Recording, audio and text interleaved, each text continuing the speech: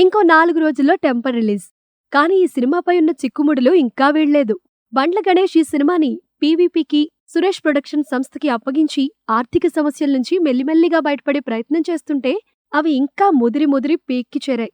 ఆఖరికి సినిమా విడుదలపై నీలి నీడలు కమ్ముకునేలా చేశాయి. ఈ రోజో రేపో సెన్సార్ అనగా ఈ సినిమాకి కొత్త టెన్షన్ మొదలైంది. ఈసారి స్వయంగా ఎన్టీఆర్ వల్లే. తనకు రావాల్సిన పారితోషికం ఇస్తే గాని డబ్బింగ్ చెప్పేది లేదని ఎన్టీఆర్ భీష్మించుకుని కూర్చున్నాడని టాలీవుడ్లో ఓ టాక్ మొదలైంది.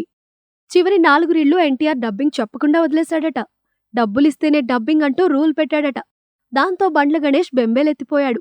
ఎన్టీఆర్ కాళ్లా వేళ్లా పడినా కనికరించలేదని తెలిసింది. ఆఖరికి పీవీపీ లాంటి పెద్ద సంస్థ హామీ ఇచ్చినా ఎన్టీఆర్ డబ్బింగ్ రాలేదట. దాంతో ఆగమేఘాల మీద గణేష్ డబ్బులు సర్దుబాటు చేసినట్టు తెలుస్తోంది. ఆదివారం సాయంత్రం ఎన్టీఆర్కి ఇవ్వాల్సిన బాకీ మొత్తం అందజేశాడట. దాంతో ఈ సినిమా డబ్బింగ్ పూర్తయింది.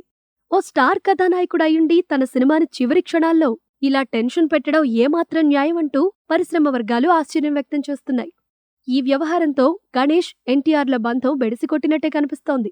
ఎన్టీఆర్ నా బాద్షా అని చెప్పుకున్న గణేష్ ఇకపై ఎన్టీఆర్తో సినిమా చేయగలడా?